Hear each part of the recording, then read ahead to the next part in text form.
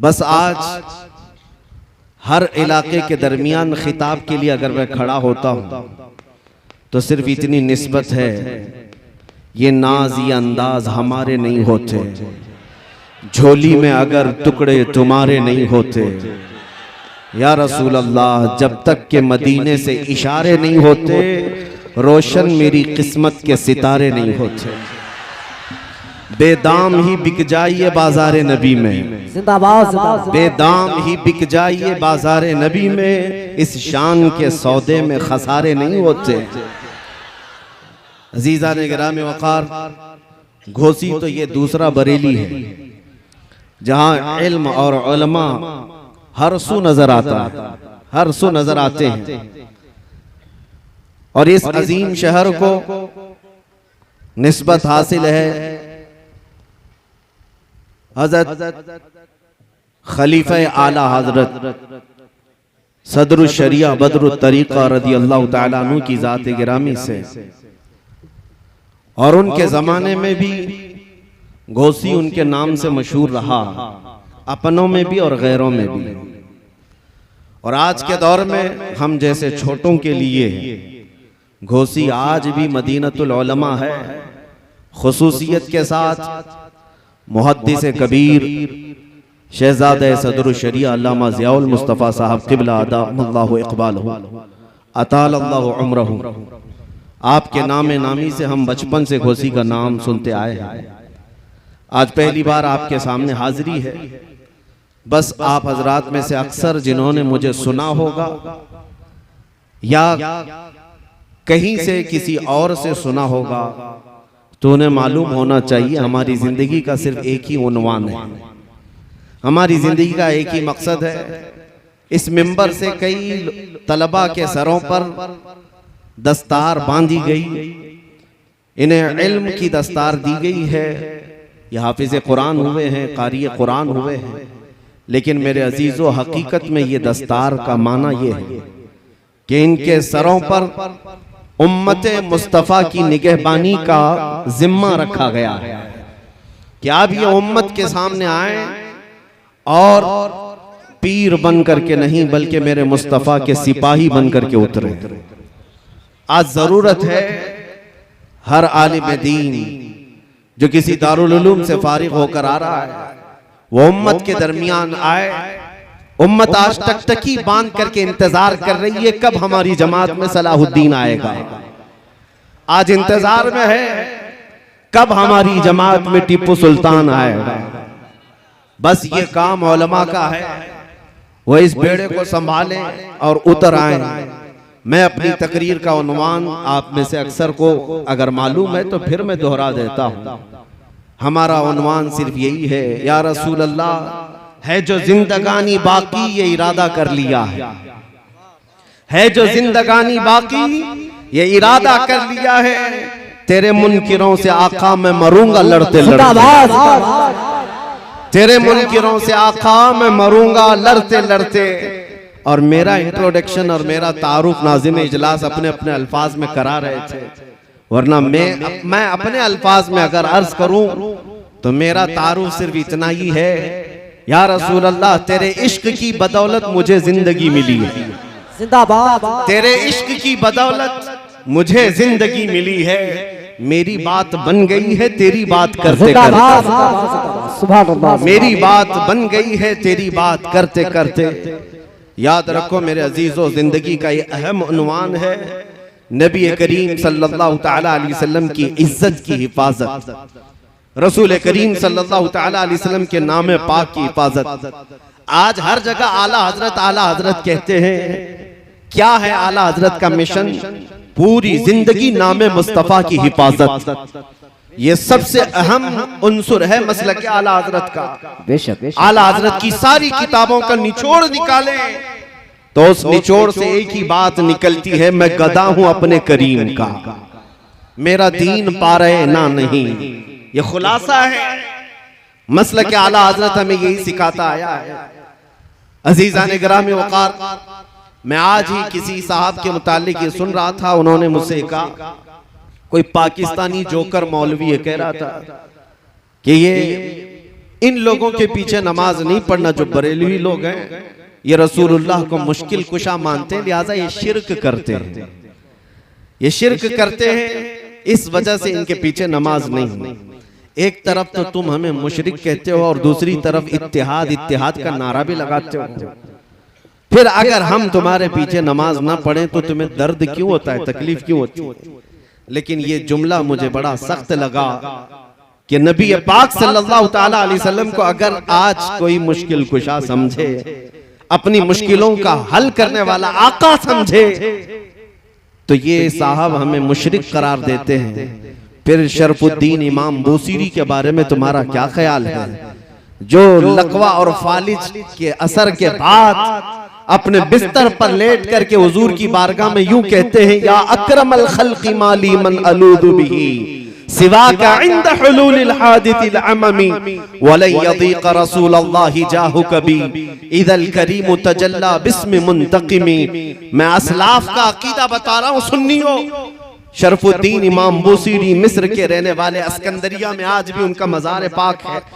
आज से तकरीबन 7 सदियों पहले की एक बुजुर्ग शख्सियत का जिक्र है।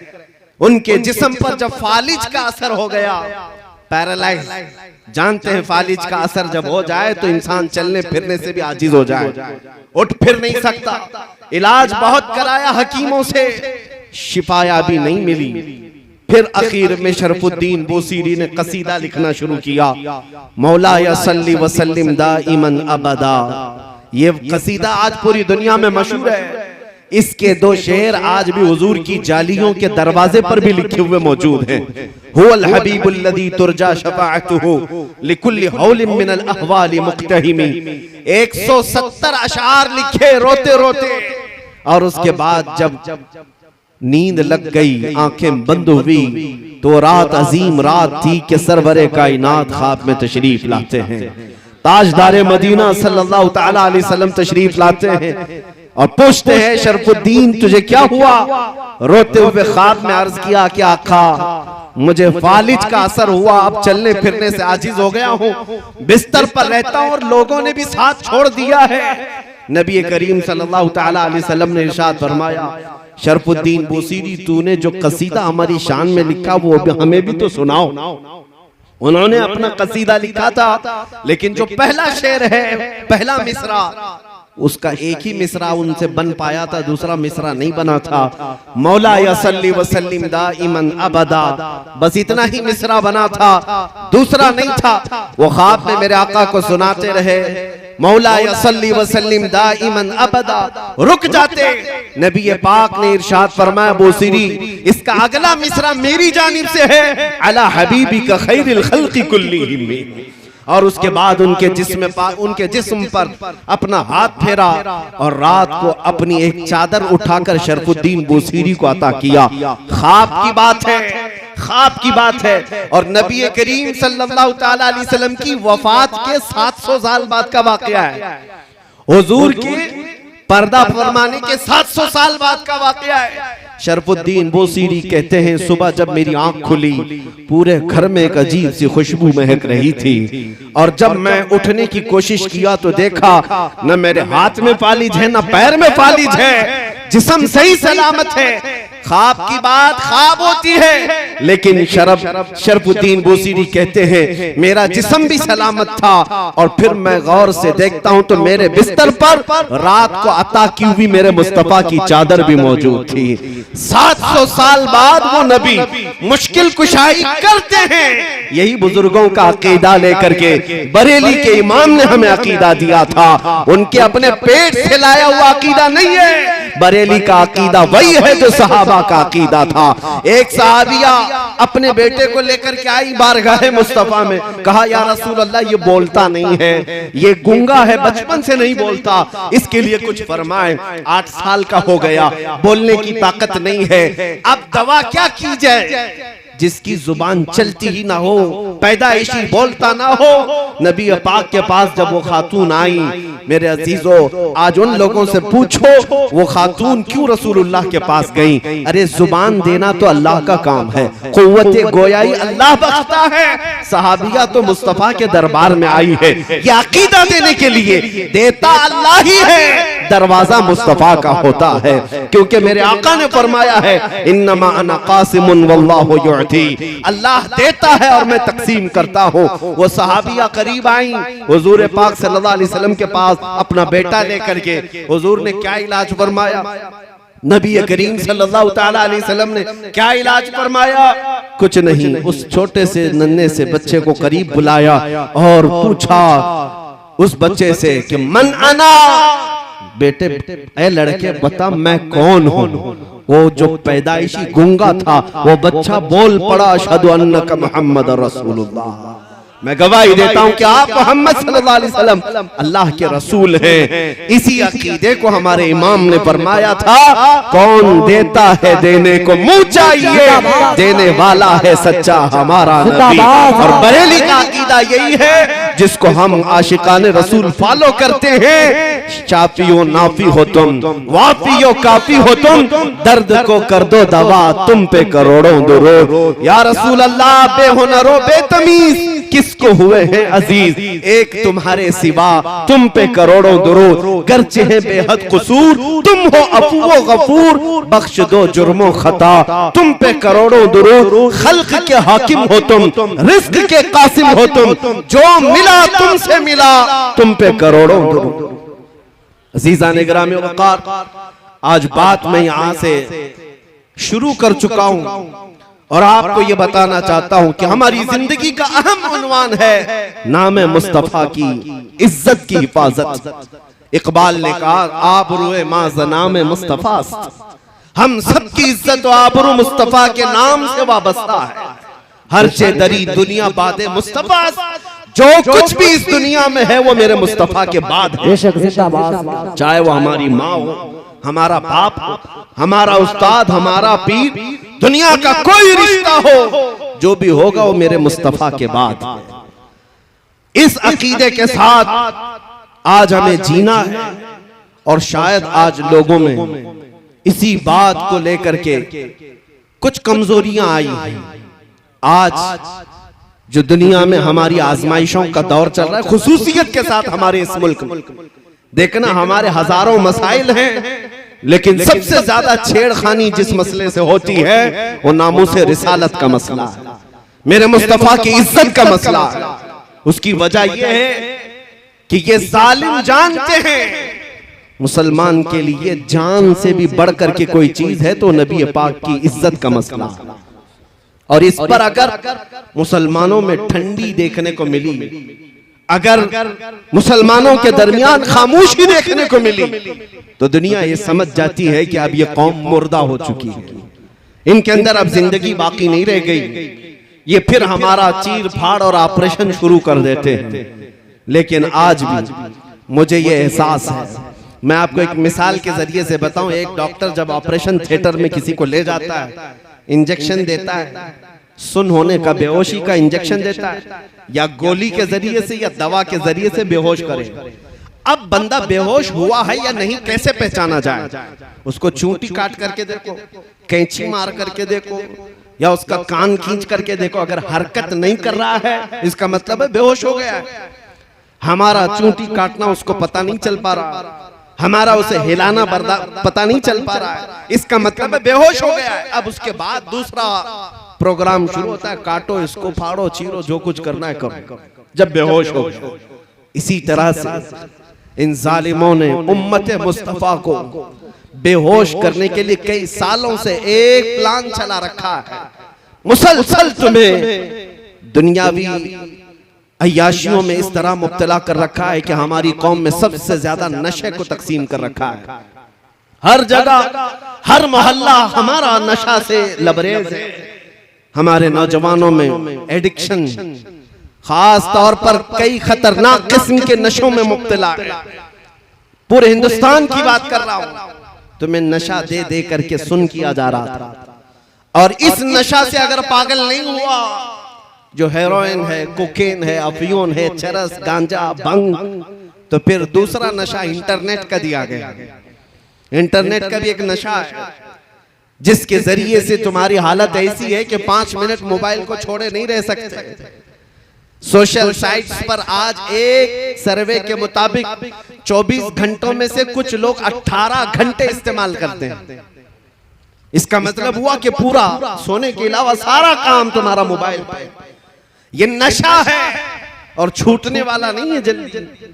ये नशा क्यों दिया गया कि तुम आरी हो जाओ, तुम सब के सब ऐसे बेहोश हो जाओ कि अब तुम्हें किसी बात का एहसास ना हो। अब ट्रायल का वक्त आया, 10 साल से नशा दिया जाने लगा। अब चेक करने का वक्त है कि देखा जाए कि बेहोश है या होश में। अब चेक करने का तरीका क्या है? अब चूंटी काट करके नहीं चेक करते, बल्कि इस्लाम, कुरान और ज़ाते मुस्तफा की तौहीन करके चेक किया जाता है कि ये होश में है या बेहोश हो चुके हैं। अब ये सिलसिला शुरू किया गया। आप क्या समझते हैं? किसी एक कुत्ते को उठा करके भौंकने पर वो लाकर खड़ा करते हैं तो क्या उसके अकेले की ताकत होती है? ये गुफे में बैठे हुए भेड़ियों की इतनी ताकत नहीं होती। ये हुकूमत की सपोर्ट के साथ बड़ी बड़ी लॉबियां इनके पीछे, एजेंसियां इनके पीछे एक गुस्ताखी करने के लिए खरीदे जाते हैं और लाकर खड़े किए जाते हैं, सिर्फ ये टेस्ट करने के लिए करोड़ों मुसलमान हमारे दिए हुए नशे में मदहोश हो गए या अभी भी जिंदा हैं। अरबों को देखा, अरब सो गए। अरबों में अब कोई होश नहीं है। वहां कोई गुस्ताखी करे ना करे उन्हें कुछ फर्क नहीं पड़ता। उनके पड़ोसी मुल्क फिलिस्तीन को खून में नहला दिया जाए उन्हें पता नहीं चलता। शाम तबाह हो जाए, यमन बर्बाद हो जाए, इराक टूट जाए, जल जाए, अरबों के कानों में जूं तक नहीं रेंगती। उनको ऐसा नशा दिया गया है वो उठ नहीं पाते। लेकिन मैंने हिंदुस्तान और अपने बर्रे सगीर के इलाकों को देखा। 10 साल से अगरचे तुमने हमारी कौम को नशा दिया होगा, चाहे वो हेरोइन, कोकेन, अफीम, भंग, चरस के साथ या फिर इंटरनेट की जमीन पर पोर्नोग्राफी और गंदी तस्वीरों के साथ इनको नशा में एडिक्ट किया होगा। लेकिन अब भी मुझे ये यकीन है कि हमारी कौम मुस्लिम हिंदुस्तान में पूरी मरी हुई नहीं है। उसकी वजह यह है जब कभी कोई कुत्ता कहीं से भौंकता है हर मोहल्ले से आवाज आती है लब्बैक या रसूल अल्लाह।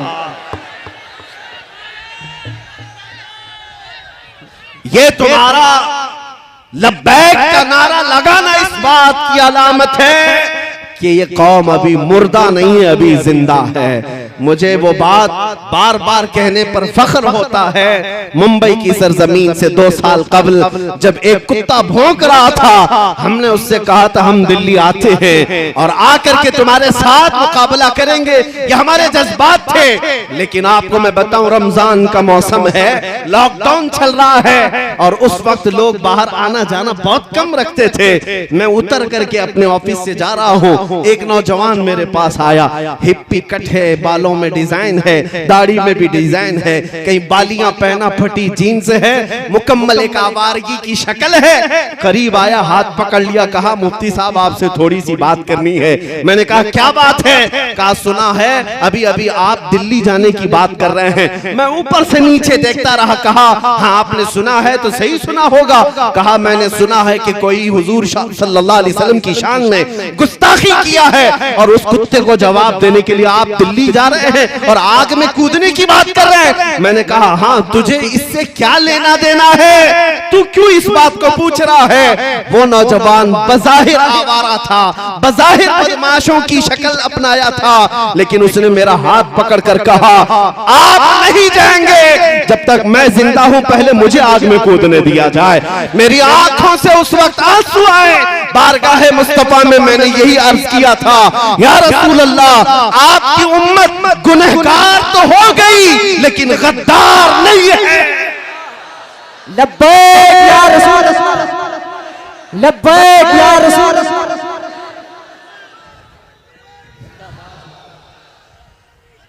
या रसूल, लब्बैक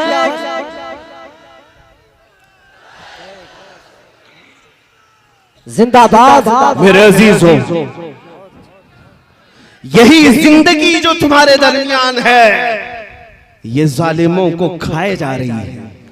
इनको हमने पिछले 70 सालों से 80 सालों से लूट लूट करके खत्म किया, लेकिन जिंदगी की रमक अभी भी बाकी है।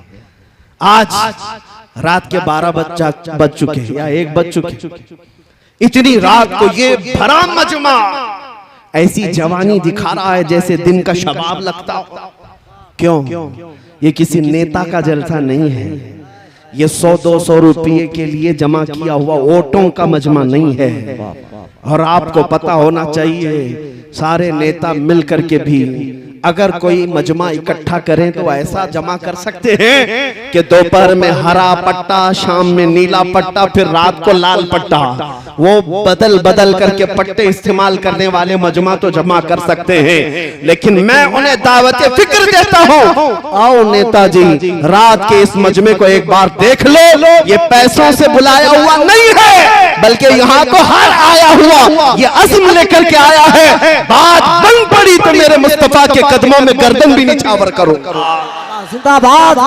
हर बंदा ये अज़्म लेकर के आता है, जब जरूरत आ पड़े मेरे आका की इज्जत पर मैं अपनी गर्दन लेकर के हाजिर हूँ। इस मजमे में आपके अंदर ये जज्बा है या नहीं? सुन्नी हर एक ये जज्बा रखता है, और यही जिंदगी जो तुम्हारे दरमियान है ये गैरों को खाए जा रही है। आपने कभी महसूस किया ये सुप्रीम कोर्ट के रिटायर्ड जजों की सर्वे रिपोर्ट है, Shri Krishna report, Sachar committee report, कई रिपोर्टें हैं जो मुसलमानों के हालात ज़ार पर बनी हुई। हिंदुस्तान में मुसलमानों के हालात क्या है? तवज्जो, रिपोर्टों में ये कहा गया है कि ये कौम इतनी बैकवर्ड हो गई है, दलित समाज से भी नीचे की जिंदगी गुजार रही है। इनके अंदर एजुकेशन 2.5% रह गया है, यानी 100 में से सिर्फ 2.5 लोग पढ़े लिखे हैं। ये सब रिपोर्ट इनकी है, पढ़े लिखे नहीं है, इनके अंदर सियासत का शऊर नहीं है, कहीं पर भी चले जाते हैं। रिपोर्ट में ये भी है गरीबी की सतह से नीचे की जिंदगी गुजार रहे हैं। रिपोर्ट में ये भी है कि सबसे ज्यादा कम जॉब में यही लोग हैं, डिपार्टमेंट में ओहदे में इनका कोई नुमाइंदा ज्यादा नहीं है, इनकी क़यादत भी नहीं है कि किसी एक पर मुत्तफिक होते हैं। सारी रिपोर्टें मौजूद हैं, हमने भी देखा, सर्वे को देखा। ये कौम इतनी कमजोर है, 14% है और टूटी बिखरी हुई है। एजुकेशन की कमी है, सियासत की कमी है, इक्तिदार में नहीं है, ओहदों में नहीं है, क़यादत मफकूद है।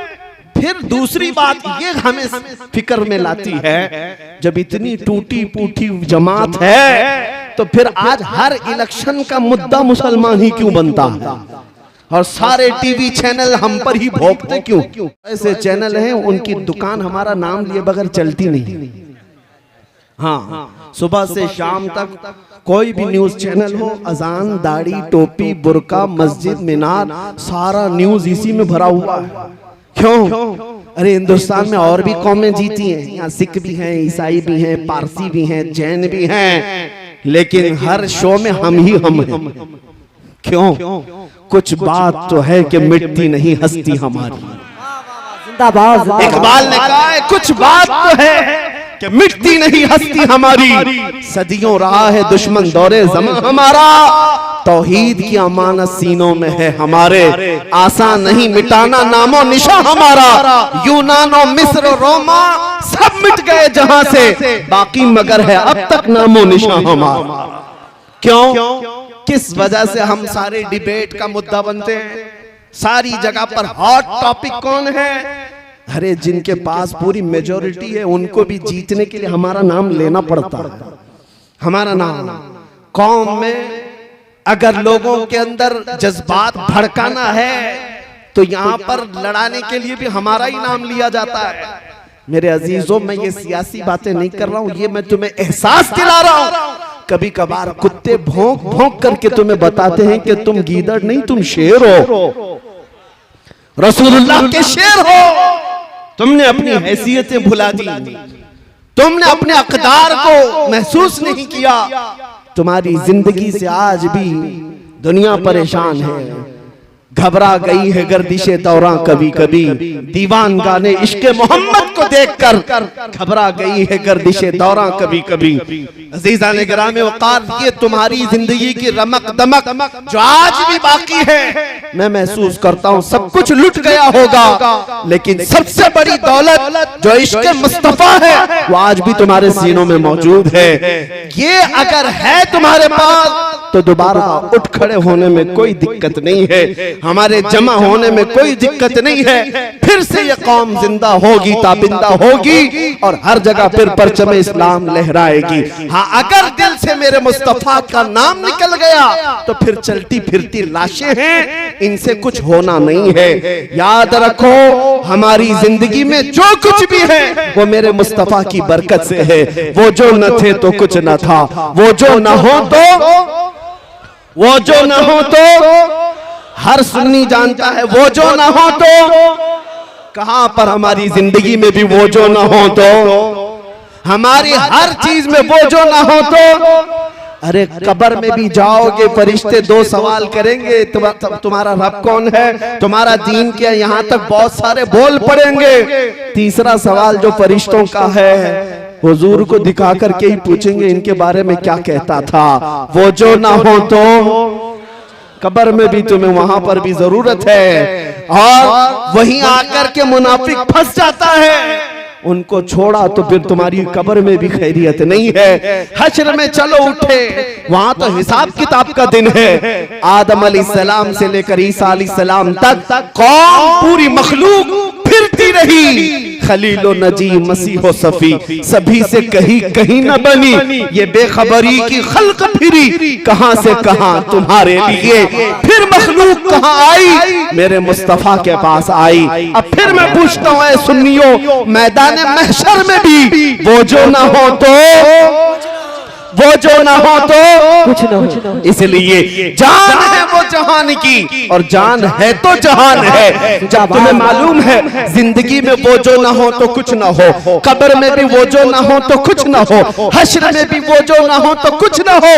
तुम्हें जब ये पता चल गया कि हर चीज की जड़ मेरे मुस्तफा की जात है, तो बरेली के इमाम जो 100 साल से तुम्हें पुकार रहे हैं, उनकी बात सुन लो। आज ले उनकी पनाह, आज मदद मांग उनसे, आज ले उनकी पनाह, आज मदद मांग उनसे। कल मानेंगे क़यामत में अगर मान गया। याद रखो मेरे अजीजों, हुजूर पाक सल्लल्लाहु तआला अलैहि वसल्लम को छोड़कर जिंदगी में कुछ नहीं है। सहाबा ताबईन रिज़वानुल्लाहि अलैहिम अजमईन इस अजमत के पहलू को समझ चुके थे, इसलिए उन्होंने दुनिया को ठोकर मार दी थी। जानते हैं उनके नजदीक किसी भी चीज की अहमियत नहीं थी। आज ये बातें मैं आपको एहसास दिला रहा हूं। जब कभी जरूरत तुम्हारी जिंदगी में आए, मैं हर नौजवान को बेदार करना चाहूंगा इस बात को लेकर, सारे मसले सारे मुद्दे एक जगह रख देना। मेरे मुस्तफा के नाम की इज्जत अलग है, ये मकाम ही अलग है। और अगर तुमने फिक्र किया तो अल्लाह ताला तुम्हारे सारे मसाइल को यूं ही हल फरमाएगा। बेशक सारे मसाइल यूं ही हल हो जाएं। आज लोग बैठक करते हैं, मीटिंगें करते हैं, कॉन्फ्रेंसें हैं, सेमिनार हैं, यानी मुस्लिम मसाइल के हल के लिए। कितने मसाइल के हल के लिए हम सर जोड़ कर बैठते हैं, लेकिन मेरे अजीजों एक मसले पर आप मुत्तफिक हो जाओ, सारे मसाइल का हल अल्लाह मुसब्बिबुल अस्बाब गैब से पैदा करेगा। वो एक मसले पर मुत्तफिक होना किस बात पर है कि मोहम्मद से वफात होने, कि मोहम्मद से वफात होने। तो हम तेरे हैं ये जहां चीज है क्या, लौह कलम तेरे, जिंदाबाद जिंदाबाद। सारी कायनात तुम्हारी तरफ मोड़ दी जाएगी। उनके जो हम गुलाम थे, खल्क के पेशवा रहे, उनसे फिरे जहां फिरा, फिर आई कमी वकार में। सहाबा की बात मैं बताऊं, एक सहाबिया मैं जंग के मैदान में जाने से पहले अपने 1.5 साल बच्चे को लेकर आती है, हुजूर की बारगाह में अर्ज करती है, सारे मुजाहिदीन आपके साथ जा रहे हैं, मेरा ये बच्चा भी आप कबूल फरमा लें। 1.5 साल का बच्चा जंग में क्या करेगा। उस खातून के जज्बात को कदर से देखो, हजारों सलाम उनकी इज्जत पर। वो खातून कहती है, या रसूल अल्लाह, इस बच्चे के अलावा मेरे घर में कोई नहीं, मेरा शौहर शहीद हो चुका, मेरे घर में और कोई नहीं। जब हर माँ अपने जवान को आपके साथ भेज रही है, मैं अपने बच्चे को घर में रखकर क्या करूं। 1.5 साल का बच्चा लाई, लेकिन क्या करना, क्या ये जंग करेगा। खातून कहती है, मैं जानती हूँ ये तीर और तलवार तो नहीं चला सकता, लेकिन आप अपने मुजाहिदीन सहाबा के हाथों में दे दे इसे। जब दुश्मनों की तरफ से तीर चलेंगे, मेरा बच्चा ढाल के काम तो आ सकता है, मेरा बच्चा ढाल के काम आ सकता है। उनके जज्बात को लाखों सलाम। जिन्होंने मेरे मुस्तफा के लिए अपना सब कुछ कुर्बान किया है। बेशक बेशक। आपको पता है ओहद के मैदान में एक खातून दौड़ी चली आ रही है, जिसको किसी ने खबर दिया कि तुम्हारे शोहर शहीद हो गए, फिर किसी ने कहा तुम्हारा बेटा भी शहीद हुआ, फिर किसी ने कहा तुम्हारा भाई भी शहीद हुआ। वो खातून अपने रिश्तेदारों की शहादत की खबर सुन रही है। आज अंदाजा करो औरत के लिए एक बेटे का मर जाना कितना बड़ा मामला है। पूरा घर आसमान सर उठा लेती है, उसका रोना धोना आप देखते होंगे। एक जवान बेटा किसी का चला जाए, ये बोलना आसान है, प्रैक्टिकल बहुत मुश्किल है।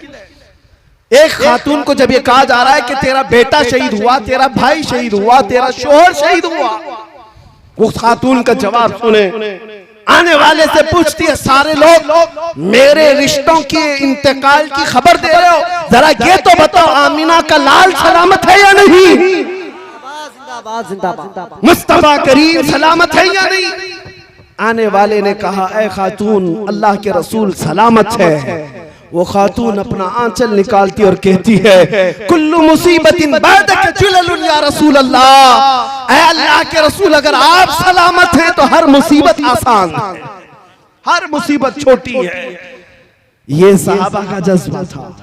उन्होंने ज़ात मुस्तफा और नाम मुस्तफा के एहतराम में अपना सब कुछ लुटाया। आपको पता है उन्होंने ना अपने माल की तरफ देखा है, ना अपने औलाद की तरफ, ना अपने घर बार की तरफ। हालांकि ऐसा नहीं है कि आपको ये कहा जाए कि तुम अपने घर बार सब छोड़ दो, तुम्हारे घर बार की फिक्र तुम्हारे लिए जरूरी है, लेकिन जब मेरे मुस्तफा करीम की जात का मामला है और फिर पूरी दुनिया एक तरफ हो, उस वक्त तुम्हारा इम्तिहान है तुम किसका इंतखाब करते हो, तुम किसका इंतखाब करते हो।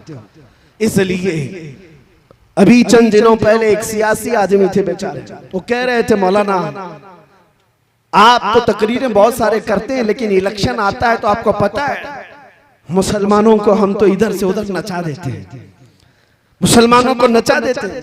सारी पार्टियों में तो जय जय करते हुए आपके लोग घूमते रहते हैं, वो हमें तंज कर रहे हैं, टॉन्ट मार रहे हैं, ताना मार रहे हैं।